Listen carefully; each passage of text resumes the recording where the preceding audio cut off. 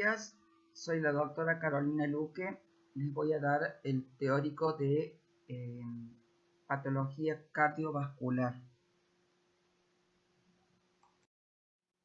En ella vamos a comenzar, como bien hemos dicho siempre, con las patologías congénitas y hereditarias. Aquí en esta diapositiva tenemos las principales alteraciones congénitas que afectan al corazón. Dentro de ellas podemos nombrar la tetralogía de Fallot, a la comunicación interauricular, a la comunicación interventricular y al conducto arterioso permeable.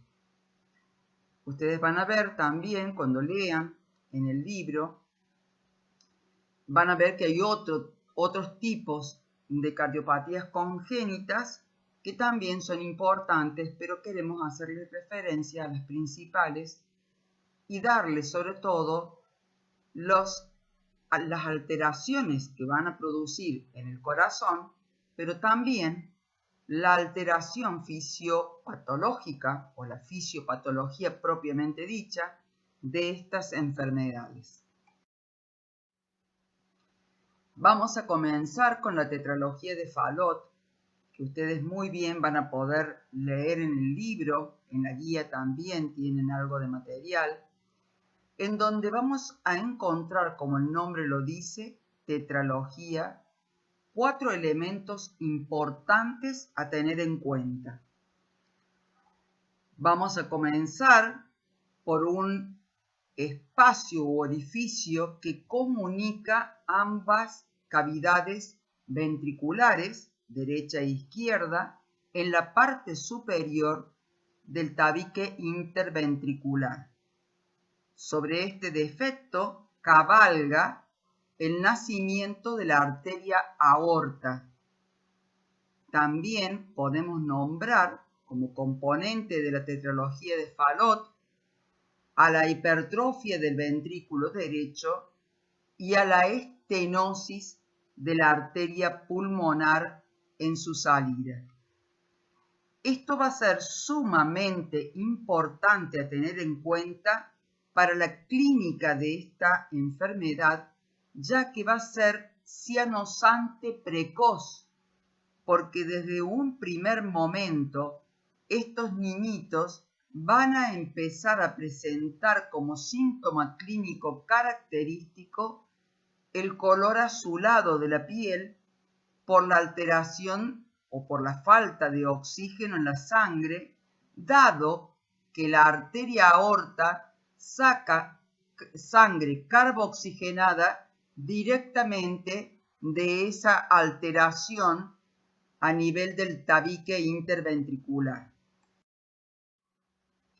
Aquí podemos observar ya en un corazón, lo otro era un esquema, este es un corazón, donde podemos reconocer que estamos en la cavidad ventricular izquierda, ya que vemos la salida de la aorta, y digo que es la aorta no solo porque es una sigmoidea, sino porque se ve perfectamente el ostium o orificio de la coronaria.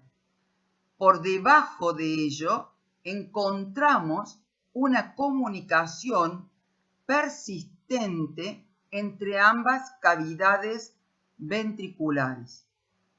Esta enfermedad se va a dar con una manifestación clínica que es la cianosis tardía, debido a que el sistema vascular, cardiovascular, en un primer momento tiene mayor presión del lado izquierdo de las cavidades, haciendo que la sangre oxigenada pase del ventrículo izquierdo hacia el ventrículo derecho, no dando en este caso ningún tipo de sintomatología.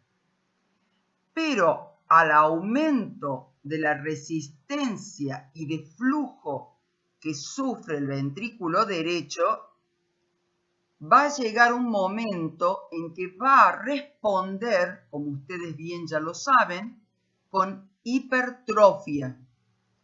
Al tener la hipertrofia para poder vencer esa resistencia del aumento de flujo que recibe, va a llegar un momento en que la pared ventricular derecha va a poder hacer mayor fuerza, va a poder tener mayor presión y va a invertir el shunt de sangre desde la cavidad ventricular derecha hacia la cavidad ventricular izquierda y por lo tanto va a aparecer la clínica tardía de la cianosis.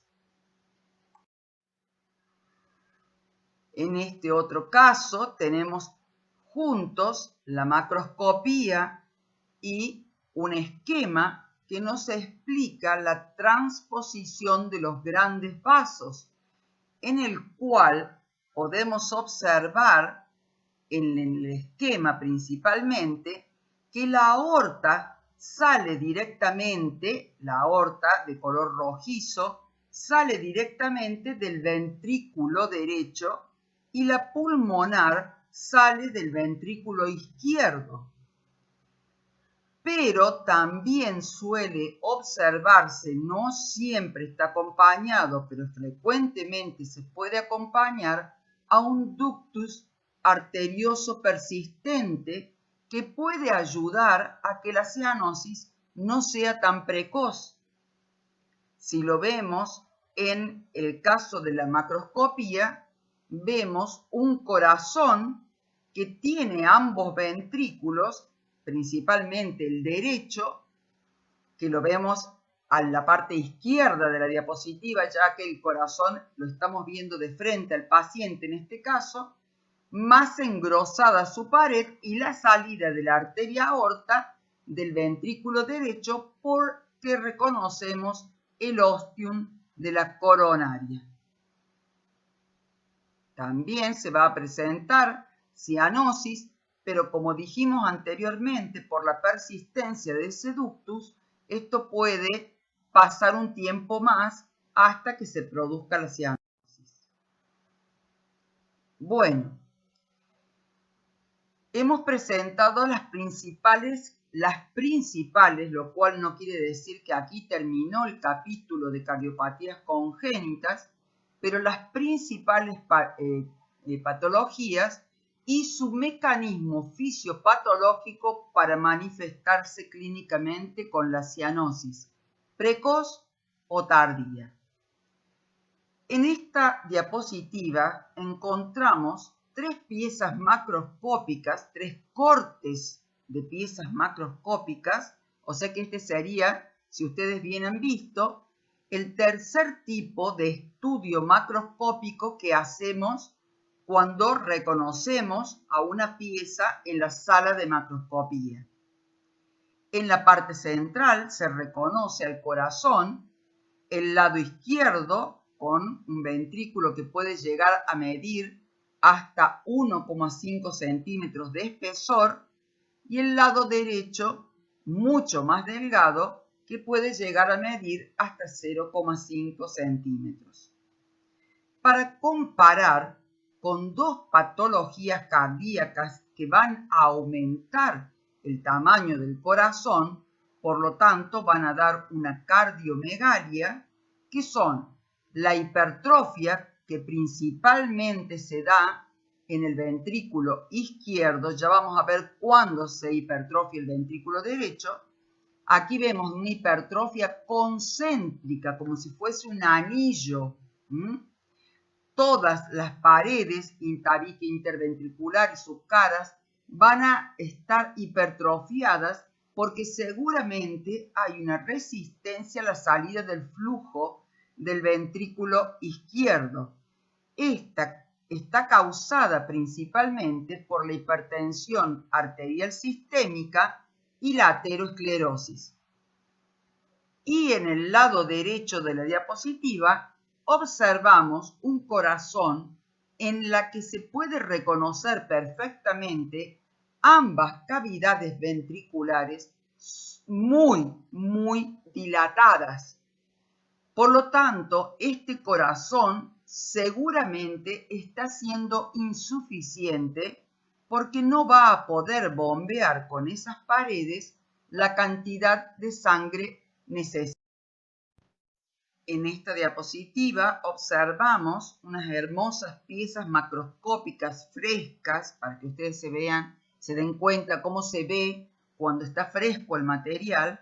Son cortes desde abajo hacia arriba o de arriba hacia abajo donde ustedes estén viendo la diapositiva. Yo lo voy a empezar a explicar desde abajo, donde ustedes ven el corte más chiquito abajo a la izquierda y luego va subiendo el que va cortando con una cuchilla bien derechito, haciendo cortes a todo el corazón, en el cual se puede observar en la parte inferior cómo se reconoce esa hipertrofia del ventrículo izquierdo de forma concéntrica, como en anillo, redonda, todas sus paredes. Vemos en las imágenes de arriba cómo también los pilares se van también a aumentar para poder ejercer mayor fuerza ante la resistencia, que es la principal causa, dijimos, era la hipertensión arterial y la aterosclerosis. También podemos reconocer en la macroscopía que está del lado derecho arriba, está marcado con una flecha blanca, una arteria coronaria con aterosclerosis. Por eso seguramente este paciente tiene una hipertensión arterial asociada a una aterosclerosis. En estas imágenes microscópicas nos muestra cómo un miocardio normal tiene fibras, ya sabemos muy bien que son estriadas modificadas, diferentes a las del músculo esquelético, pero que responden de la misma manera, aumentando el tamaño de la célula, aumentando el tamaño de los núcleos. Fíjense abajo en la cardiopatía hipertensiva, hay una hipertrofia del ventrículo, del músculo, y si pudiésemos ver las organelas, también reconoceríamos que las organelas están aumentadas en estos preparados.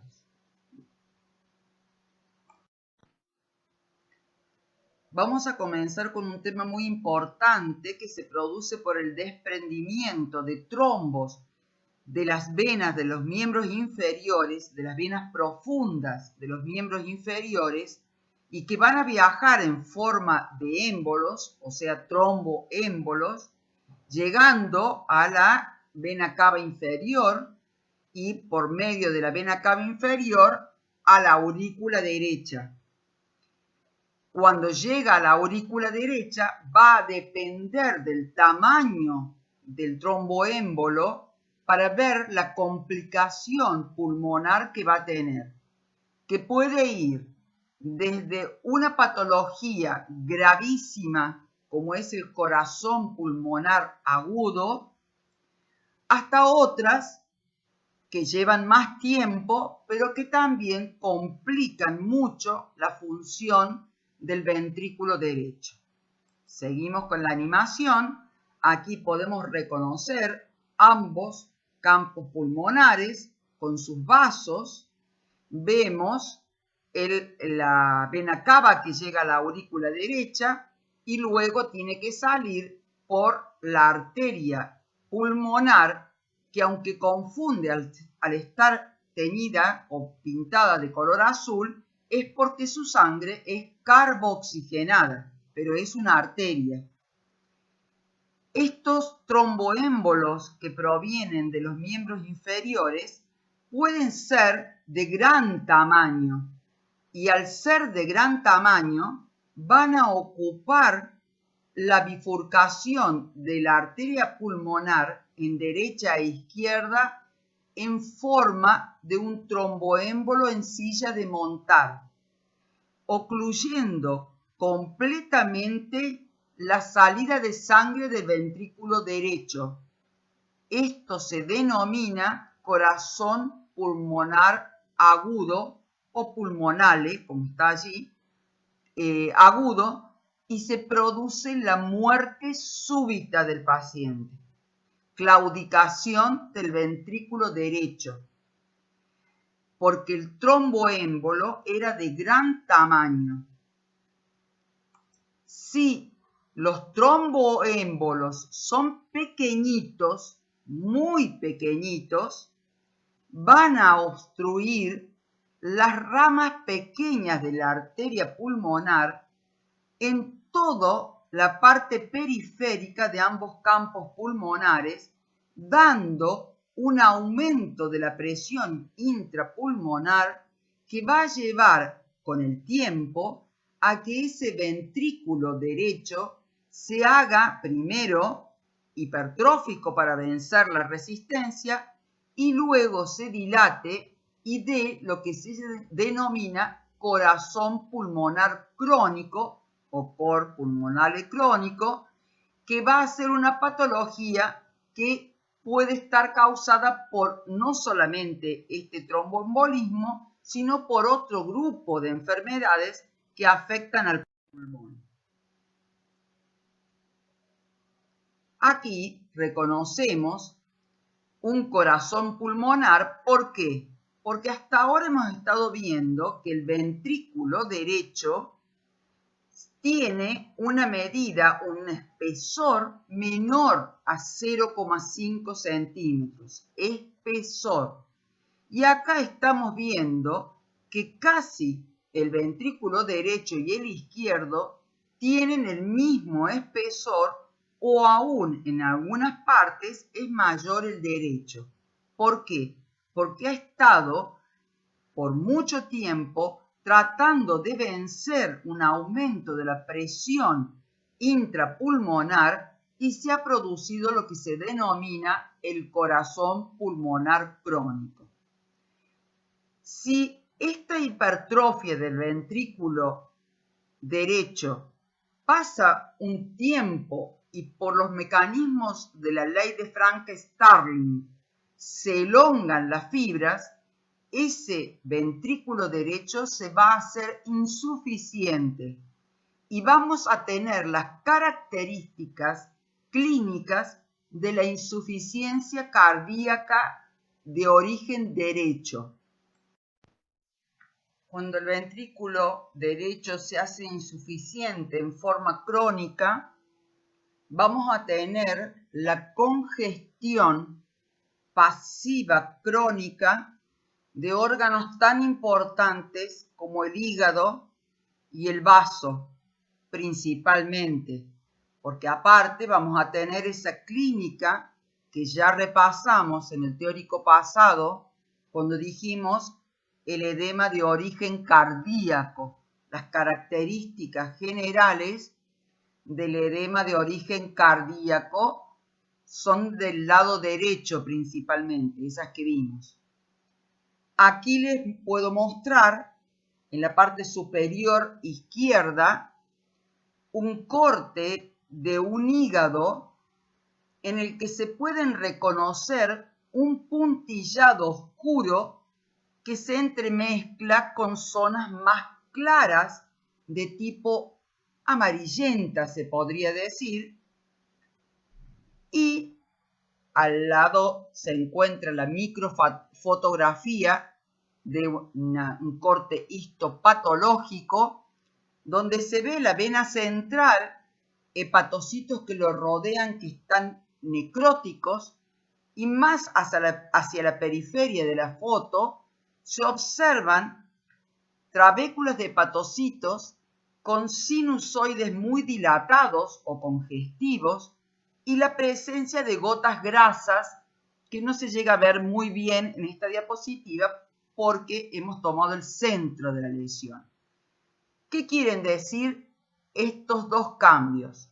Se relaciona los puntos oscuros con la parte congestiva de la vena central y de los sinusoides, y la parte clara amarillenta con la metamorfosis grasa o esteatosis. Cuando vimos esteatosis este año, vimos que una de las causas importantes era la hipoxia. Bueno, aquí tienen un ejemplo claro de metamorfosis grasa o cambio graso por esteatosis, porque a este hígado la congestión pasiva crónica le está produciendo hipoxia en algunos hepatocitos. Por eso se lo denomina, y por eso está puesto debajo, como sabemos relacionar con la comida muchas cosas, hígado en nuez moscada, porque si ustedes reconocen esa foto, es una nuez moscada que se utiliza para la comida y tiene mucha similitud con el hígado macroscópicamente en la figura que está arriba. Dijimos que otro órgano que también se va a ver afectado por esta congestión crónica, porque no puede la sangre llegar bien a las cavidades derechas y de allí pasar a los pulmones, por lo tanto, aumenta la presión retrógrada. Los órganos más afectados en la insuficiencia cardíaca derecha crónica van a ser los órganos retrógrados, o sea, el hígado y el vaso. Estamos hablando de un caso de un proceso crónico.